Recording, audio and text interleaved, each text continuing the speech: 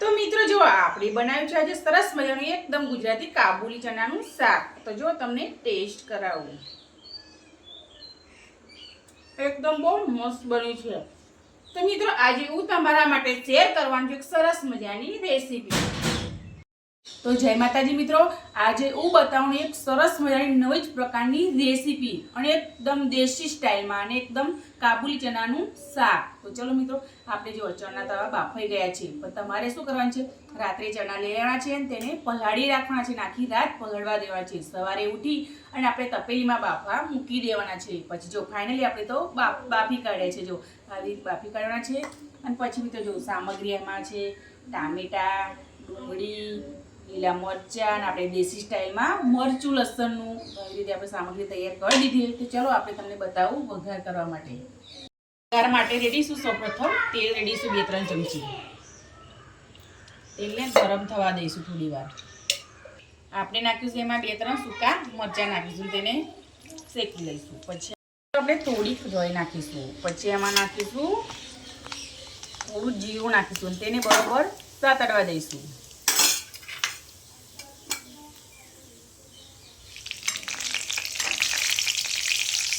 નાખીશું એમાં લીલા મરચાં નાખી દઈશું, મિક્સ કરતું રહેવાનું છે।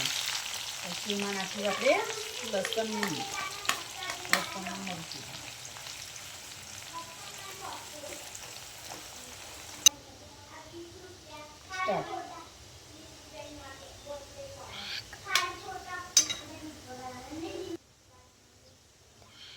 પછી આપણે નાખીશું એમાં ડુંગળી,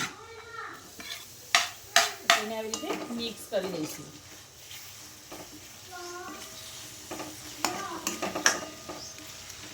પછી આપણે નાખી દઈશું એમાં ટામેટા, પછી આપણે તેને બરોબર મિક્સ કરતું રહેવાનું છે।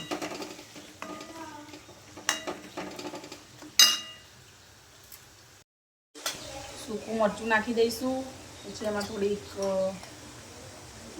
હળદર નાખી દઈશું, પછી આપણે નાખીશું એમાં ધાણા જીરું પાવડર, પછી એમાં નાખીશું ગરમ મસાલો, પછી એમાં નાખીશું આપણે મીઠું આપણે સ્વાદ અનુસાર નાખવાનું છે। પછી આપણે તેને બરોબર મિક્સ કરી અને આવી રીતે હલાવી કાઢવાનું છે। તેને બરોબર શેકાવા દેવાનું છે, જ્યાં સુધી એક રસ ના થાય ત્યાં સુધી। તો ચલો આપણે બરોબર શેકી લઈએ તેને। તો એમાં આપણે થોડું પાણી રેડી દઈશું અને તેને બરોબર ચઢવા દઈશું। 5 મિનિટ ચઢવા દેવાનું છે।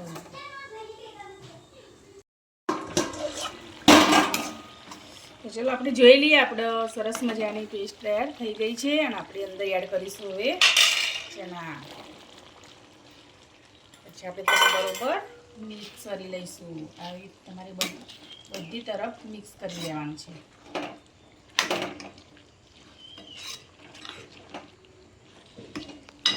તો થોડી વાર આપણે તેને રહેવા દઈશું ને થોડી વાર ચઢવા દઈશું, ઢાંકીને મૂકી દેવાનું છે।